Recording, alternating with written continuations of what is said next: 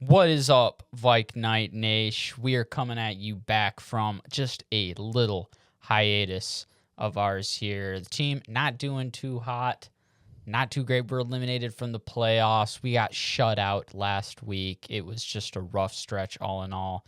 Lucas and I, we've picked up a new job together, so we've been grinding that, working our tails off. And Alana is sick today. But guys, the Vikes came out and dominated. Let's go. The commies. Absolutely just, how do you describe it, Lucas? What's like an analogy we can put to this? I don't have an analogy. I just have analysis, and that's they dominated in all three phases. It was clear cut from the beginning. They were the more motivated team, and they came out on top today. It was really, really sweet to watch. I've brought up the domination analogy before, and this was truly a game. They capped all zones, bro. All zones were capped. I'm talking a 300 to like 29 victory, okay? So I don't know how people who don't play COD would be able to equate that maybe. But hey, they came out, and for the first time since around the early 90s, I'd like to say 92. I think they said 92. You're right. A team has come back after being shut out and shut out the next team the following week. So just bizarre. Pretty special all around to come back and have that kind of fight and response, as KOC would say, to just coming back and giving the fans something to root for. And watching this game, Lucas, coming in here, I was like, man, back in the torture chamber as we've given US Bank Stadium, but also just watching it here, I was kind of ready to be let down again. And because Phil missed the first drive. I did. It was 7-0 Vikings, and he called and said he was here, and I said, you might have to wait outside. And I almost agreed with him. I'm like, well, shoot, because I'm looking on the thing. I see Josh Oliver touchdown. And we're not superstitious, but we are a little stitious. But we let him in. We enjoyed the game. It was a fun watch. It was a pretty goofy watch. It was a lot of abnormal plays in this game. Tipped ball interceptions, that Javon Hargrave forced fumble and recovery. It was just a crazy sleight of hand. It was like a magician getting that ball out and recovering it on the sideline. Kevin O'Connell after the game said he didn't even see it happen, and all of a sudden he sees the defense running to celebrate with Hargrave. So that's just awesome. It was crazy game, super, super fun to watch. So yeah, crazy game. And basically, so for this episode, Lucas and I were going to do a little unconventional formatting here. Just a little riffing, you know. Just going to be riffing back and forth. We got quite a few players from the game, some players that made some flashy plays, coaches that we've thrown in here. So we're just going to touch on from player to player, kind of just riff back and forth, as you said. So I think the guy we got to start with is Mr. 9 himself, JJ McCarthy. Lucas, 129 QBR from JJ today.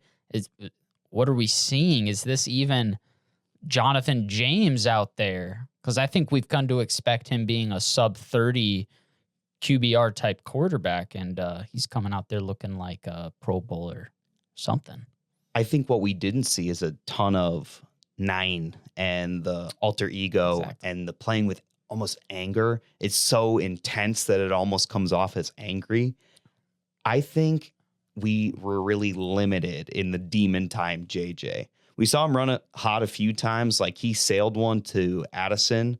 I think it was in the second or third drive of the game. And it was like, oh, there he is again. But really, that was only once or twice in the game. For the most part, he kept a level head. He just seemed cool out there. He was Jonathan James, man. He was chilling. And it must be so comfortable when your defense is shutting out the other team to know that you can just play your offense in rhythm. You're at home, command your team, because you have the golden opportunity to be the quarterback of this awesome franchise. You have to make the most of it, and you know he is giving it his all to be that guy. He wants nothing more. I think this is just a great spot to have a get-back game. You know, we had to capitalize against what is like the 30th or 31st ranked defense, And, some people will say that, oh, because of that, this isn't that great of a win. But any given Sunday, a team can beat any team in this league. Absolutely. To come out there and look the way he did, have control of the offense, making the right calls at the right line of scrimmage, it just all around great stuff to see. I really wasn't like gagging or just throwing my head down in disappointment at him. It was clean. It was sharp. Clean. It was clean. decisive. It was Efficient. accurate. It was efficient. It wasn't flashy. I mean, we had a one big deep ball down to Jefferson, which you would love to see him come down with that. And you think more often than not he will. So keep giving him those opportunities. But for the most part, we kept it close to around 10-yard passes. We made it really on time, in rhythm for JJ. So he just looked great operating that offense today. So they definitely can build on that, and I look forward to it. Moving on to the other side of the ball real quick, we're going to talk on a guy that we've given before a Dag Nabbit Award because we've wanted, and just so you guys know, the Dag Nabbit Award is this award we give to a player we feel like was screwed over on something or they just barely were just fingertips away from making a game-changing play. A gank 6, if you will. Hey, it wasn't a gank 6, but it was a gank. It was gank a proper something. gank, man. That was so awesome. Yeah, we got to touch on the gank, man. He was the star on defense for me today.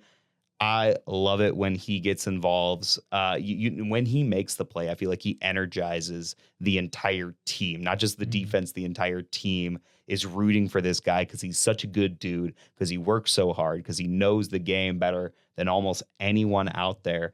It's just so awesome to see his hard work pay off. He knew what play was coming. He was in the right position.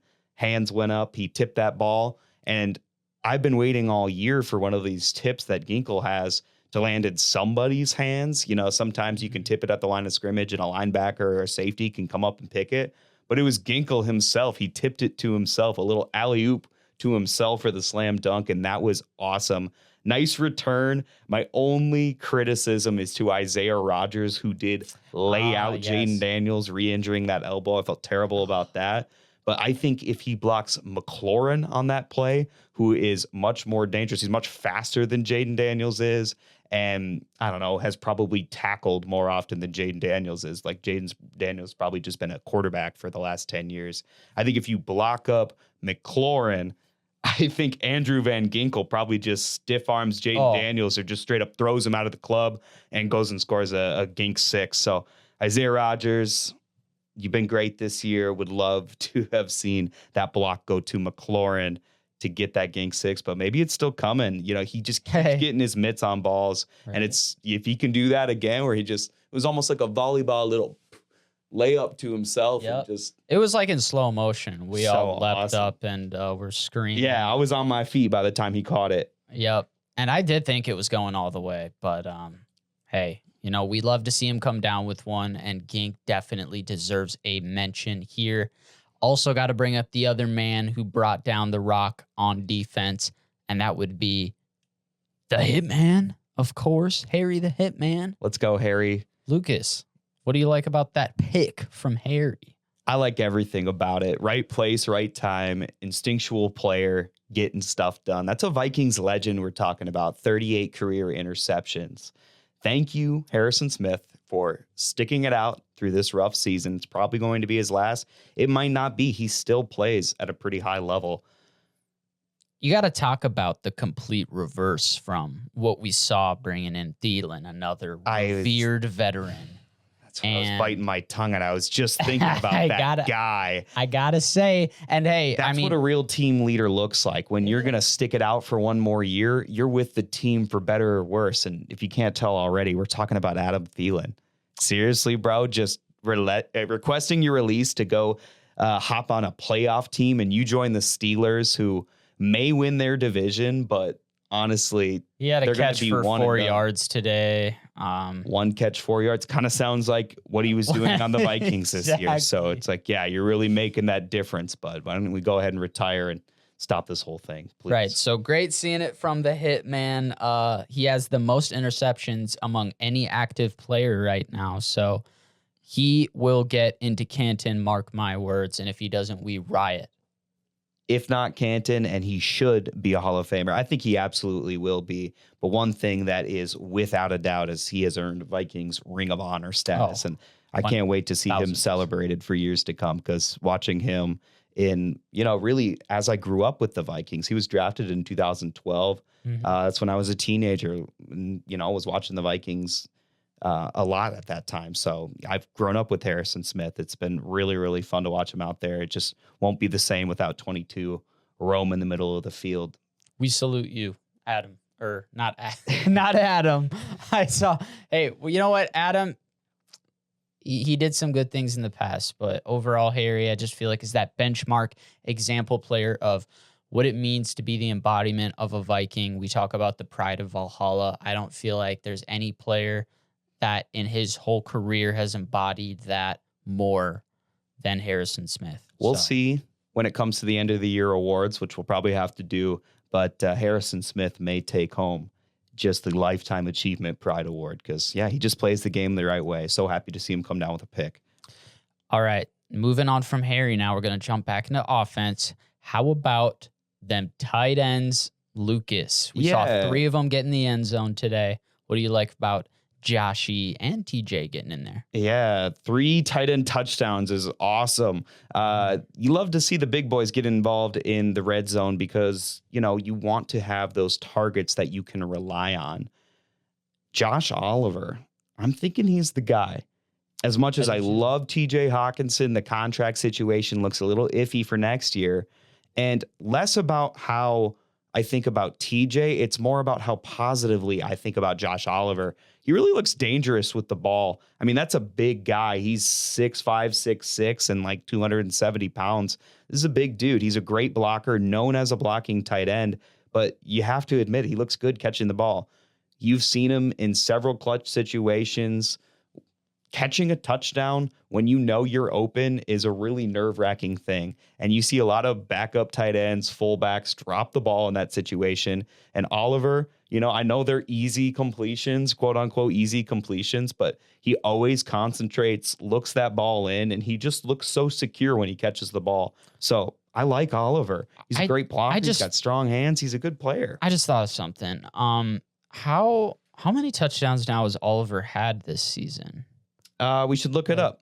Because I would think that he could be potentially I don't want to miss one of the top 3, if not, I don't want to speak too soon here. I feel like he scored the most touchdowns of any player this year on our team. He could have the most receiving touchdowns. The receiving touchdowns, I mean. I knew what you meant. He may. Yeah, he may, which is crazy. We'll throw the stats on the screen. I mean, more to your point, though, it just shows how much Oliver has kind of progressed in our system. Mm-hmm. He's more than just that blocking tight end. You feel like he has learned the position, how Kevin O'Connell wants it to be played in his offense. Yeah, and I think Kwesi should seriously look at bringing him back. And, it sucks to say, but I feel like we should maybe move on from the logo, as you and I like to call him, TJ. I think it's tough to get the guy who most looks like a Viking off your team, but you still have the Gink man. Got to keep him around, but I don't know. Maybe they can work out something with TJ. Maybe he could take a cut. He knows he hasn't performed at the level that a high, it's a top 5 tight end contract, and you just can't justify that with the play this year. I love what he does behind the scenes. Obviously, he gets after it. He plays hard. I'm a huge TJ Hawkinson fan. Maybe there is a restructure and extension with a lesser cap hit next year, because I think they're looking at like $25 million to pay TJ Hawkinson next year. You just can't have that. So Oliver, you can get at a better rate, and he looks like an ascending player. So definitely want to see Josh Oliver. Ben Sims, he caught a ball. Hey, cool. Ben Sims. He looked great.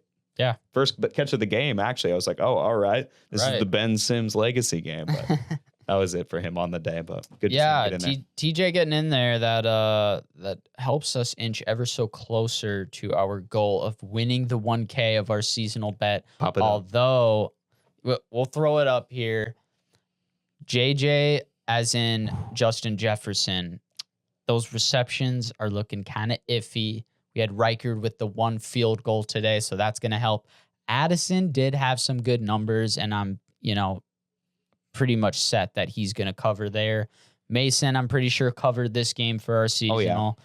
So it's looking pretty good. We'll get it pulled up for you guys, and we'll keep you posted. Hopefully they can start turning it on. Use this game as a springboard. Just say, hey, let's just end other teams' seasons, okay? Let's go out there and then let's ball. And you know what? I don't know how it's possible. I tried to look it up, but they are not mathematically eliminated yet.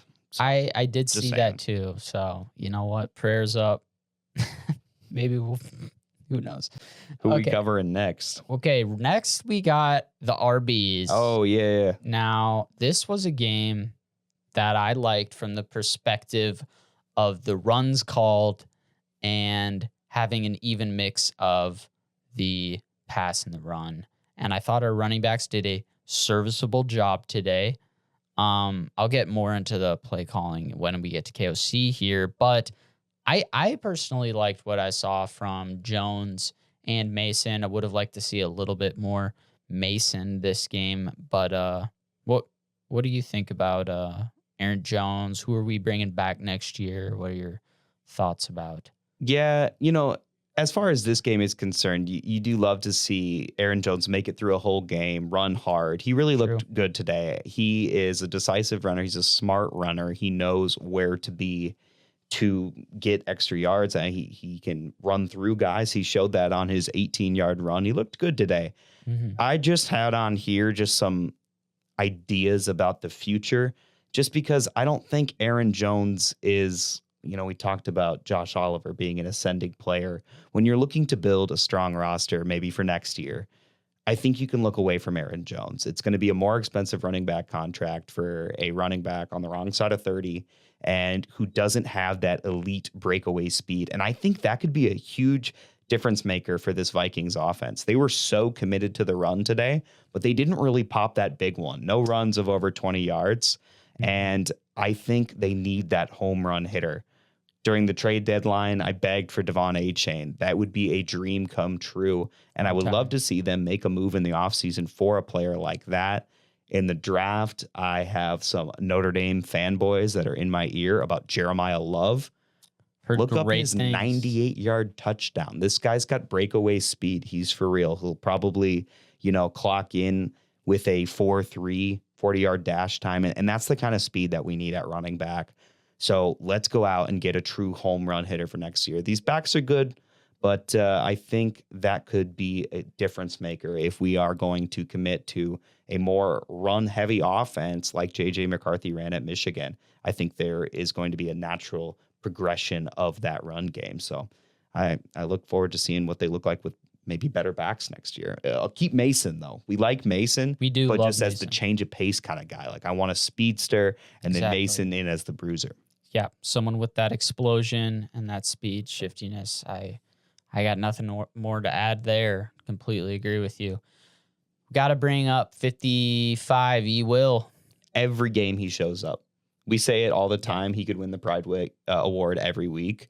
Let's re-sign this guy. I don't know what the contract situation is. I think he is worthy of one. I think he has showed through hard times and then, the few good times that he is going to play really, really hard. He gets after it. You see the hustle. You see the strain. He finishes every play and he hits hard. I love seeing him on a free rush to the quarterback. That has got to be terrifying for anybody. You see him rattling Mariota and Jaden Daniels today. I think he got to Mariota, right, for a sack. Yeah. That was awesome from Eric Wilson. My vision for the next 4 years is just Cashman and Wilson. I think those are our inside linebackers. Obviously, we have ascending outside linebackers. Got Ginkle is just a savvy vet that I hope is just in the middle of his prime. We have Dallas Turner on the other side. We'll see what's going on with Grenard. Been a pretty quiet year, but I really like the linebacking core for the Minnesota Vikings. I feel like solidifying Eric Wilson as that second interior linebacker is going to be an important task of this offseason. You got to make sure to retain this guy. When a player plays that hard for you, you got to make sure that you reward him. I just love what Eric Wilson brings to the team in the sense that I view the defense, they're kind of a bunch of like silent assassins where they're not going to be like super uh, loud and annoying or just puffing themselves up. They're just kind of, they do their job, put their nose down, head to work. And I feel like those are my favorite types of players. And I love having a guy like that in our building. And you and I have talked about, Metellus has been giving so many of these pregame speeches, and we're like, man, I want to hear what E-Dub has to think. What's Eric Wilson got to say? What's going on in his mind? Because clearly a lot, because he's playing like a freaking berserker out there every week. Think about everything he's been through. Started with Minnesota, undrafted free agent, fought hard to be on that team. Think about all the great linebackers that they had during that Zimmer defense. He was just fighting for a roster spot, playing special teams. He gets another opportunity with the Green Bay Packers, plays good ball for them, then comes back to Minnesota and is behind Ivan Pace on the depth chart. And whether Ivan Pace played poorly or Eric Wilson was just exceptional, it was evident that once Eric Wilson got his chance to be a starting linebacker with this team, he was not going to give that job up. He has played lights out all year. I can't think of a player more deserving to return as a Viking next year. Gives me a lot of hope for their defense. Speaking of another player that I personally would like to see return would be Javon Hargrave. I think he had a shaky start to the first half of the year, but man, the run defense and everything else, just the interior as a whole, has kind of turned it on. And Hargrave had that big, what was it? Was it a tackle for loss, and then he jumped on the ball, got the...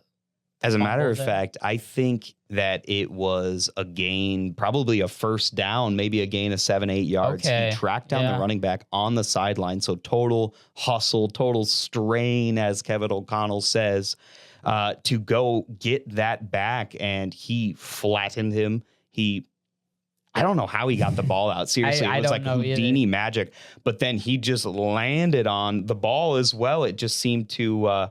we've said so many times this year that the ball is just not bouncing the Vikings' way. Right. And I couldn't think of a better example of the ball bouncing their way. I mean, he got that ball out and it just seemed to, like Madden, just vacuum into his body. And he landed on the ground. Javon Hargrave's a big boy. His pants kind of got pulled on. Big guy pants okay. Like, it was...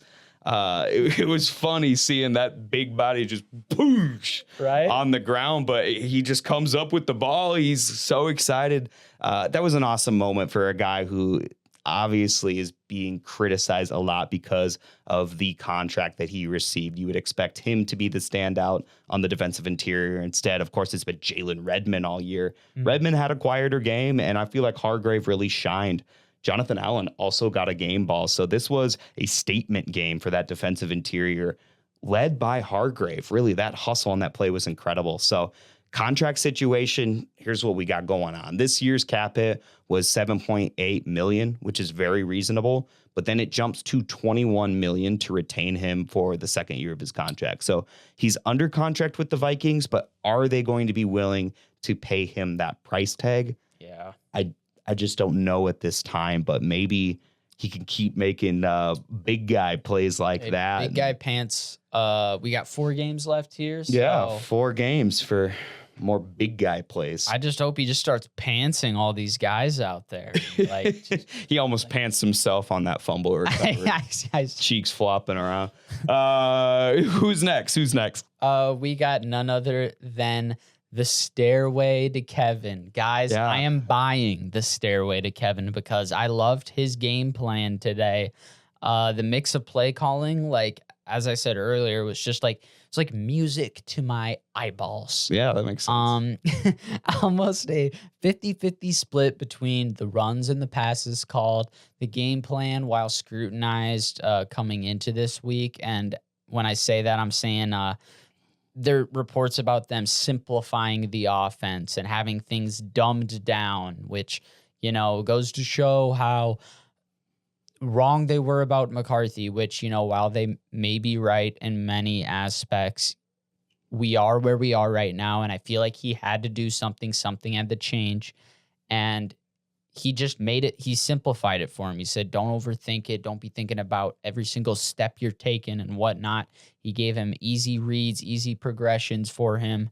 And I think it worked great for reinstilling confidence in him. This guy's been lambasted by the national media. They don't think he's a guy in this league. They don't think he's a backup in this league. He's everything under the moon has been said about him in the negative sense.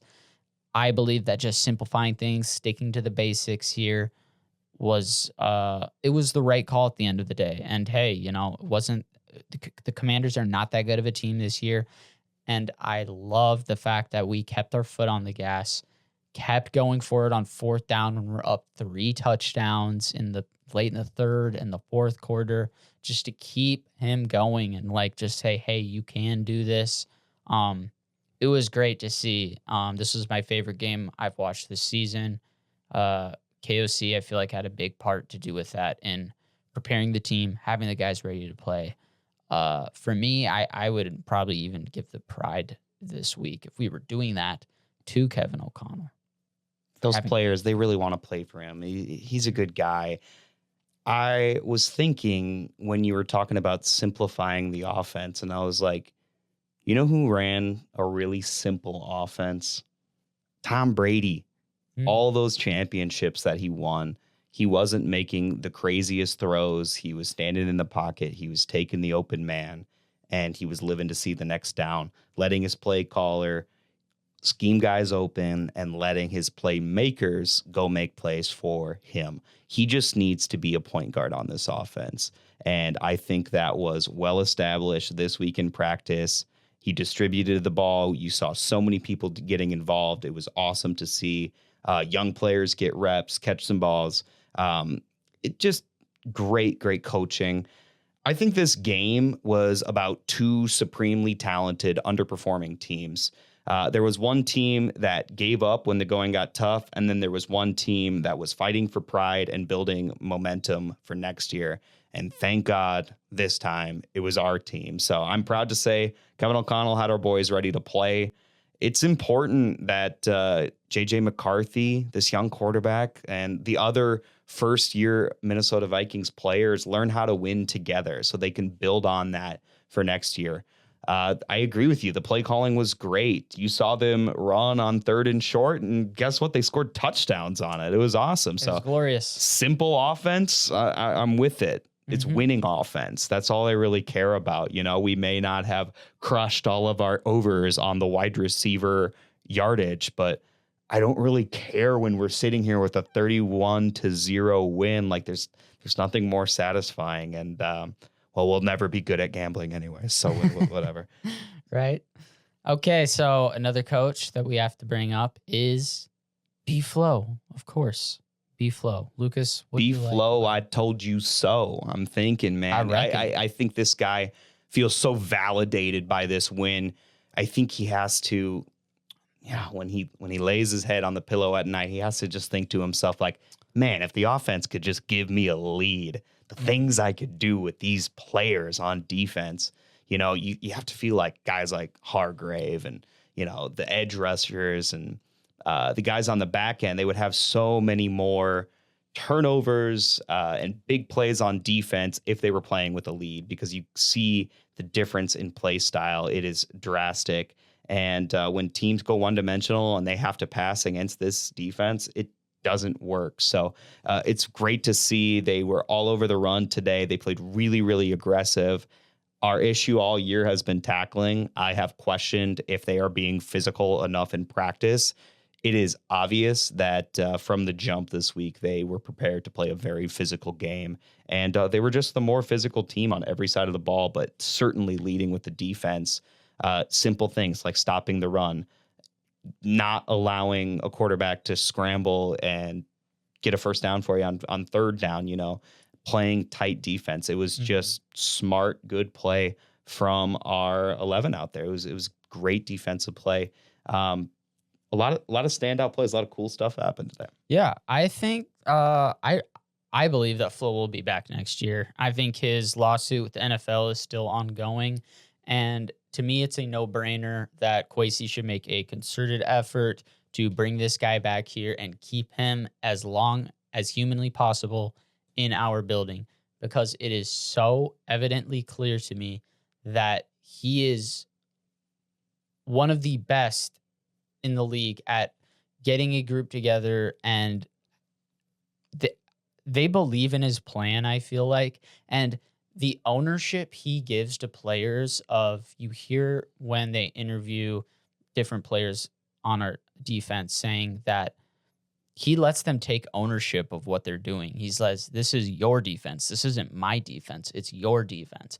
And I feel like that's got to be such a refreshing thing for certain players. And like, you certainly didn't hear Ed Donashell saying shit like that. No, he's like, do your job, play the scheme. We run cover 4 every play. That was so dumb. Oh my God. And it's just, I love Brian Flores. I really love do. him as a coach, as a guy, and certainly scheming up those plays on defense. It just seems like they get free rushers at the quarterback all the time. Did you see the blitz that Eric Wilson had today on his sack? It was so weird. It looked like he was going to run into the guard, and then he literally waited until the center kind of turned away from him, thinking that he was looping around. And then he just turned and he had a free rush at the quarterback. It was the weirdest looking thing ever, but he certainly has a way to get his guys in position to make big plays. And then we just need our guys to do it. And I think we have the guys on this defense. I think we can continue to build on this roster and have a dominant defense for years to come. And if we could just get one more year with Flores, that would be a huge difference maker. We haven't seen enough from this 2025 team. It's been a bit of a letdown. It's been a weird year. I think we should run it back one more time. I don't know if Kwesi's the guy. Maybe he's seen as the scapegoat. I think you can take the Adam Thielen thing and just say that was a fireable offense. That is a decision that cannot happen. And probably the special teams coordinator, maybe can him as well. Those are your scapegoats, and then pretty much run it back with everybody again. Like, this team is supremely talented, and so many unfortunate situations this year. So I just wish there was more football. I wish they played 82 games like our Timberwolves or something. I feel like if that was the case, they would probably come out on top. Just so much talent on this team. Definitely on that defense. For sure. So with how, just to cap it off, with how Flo had this offense or defense humming, it was just a joy to see. I'll pull up, I'd like to throw up the pic of him like chilling in the fourth quarter, just like leaning over on the thing, like with his play sheet out, like had me out here like this, man. like watching our defense this game, it was just like, all right, what are they gonna do next, man? Like you're just not worried. You're not even concerned for a second. I never felt like that was a game the Vikings were gonna lose right from the jump. It felt great. So all three phases, man. Great game. We love to see it. We love to have them come out and redeem themselves, reclaim their honor, because this 4-game slide that we've endured has been miserable. I think last week at one point I was saying this is my least favorite season I've watched of Vikings football ever. And while that's one of the most challenging, for sure. Absolutely. And, it's like flashbacks to the 2020, 2021 season where, pretty much just Jefferson was like the only bright spot, and like watching him kind of re-establish himself in the league. But really those years were just ass. That's just Will Reichard this year. It's just the Will Reichard year. It's been like the Will Reichard year, but perfect except for 2 wire kicks. Right? Hey, exactly. I mean, we didn't really bring up Will. Well, he didn't really have to do much. It was business as usual. We mentioned he kicked a field goal. Yeah. Said it was good for your gambling. Can I give one last shout out here? Absolutely. Just some off the field news. Congratulations to CJ Ham. Yeah, sorry, I'm screaming. Congratulations to CJ Ham. I'm excited. I love CJ Ham. Congratulations to CJ Ham for being nominated on the Walter Payton Man of the Year Award for the second year in a row. In all seriousness, even though I can't talk, I love CJ Ham. It's been so cool to watch my gym teacher from high school go and play for the Minnesota Vikings, live his dream, but not just that, empower others to live their dream. You know, he touches all these different organizations that he works with, Boys and Girls Club, all that. His family is so dedicated to doing kind things for other people. His teammates recognize it. Now the league recognizes it. He is a supremely good guy. So love Good CJ. guy pants okay. Good guy pants. I think that's all we have for today. Thank you so much for just tuning in for some, raw, real, off the cuff ranting on our team. Absolutely. It's good to be back in the win column. Let's finish this year out. Let's see what 9-8 looks like. I don't care about the draft spot. I feel like you can get somebody good anywhere in the first round. So Jeremiah Love, let's just go out and win some games here, man. And we'll be coming at you back next week. We'll see if we'll have this format return. It's been very shaky with Lucas and I's schedule, but we just wanted to come back here, come back to our squad, our little home here on YouTube that we are growing, trying to. Yep. Thank you. You really picked one hell of a season. Yeah, to start it's been a ride, but we're going to keep chugging. We're going to keep making videos. So we're going to keep chugging. Let's look forward to the next fun game next week. Dallas. Oh boy. Yeah. Theme song one time. We got that on deck, or I'm just gonna pretend I'm pressing the button and we'll just overlay it.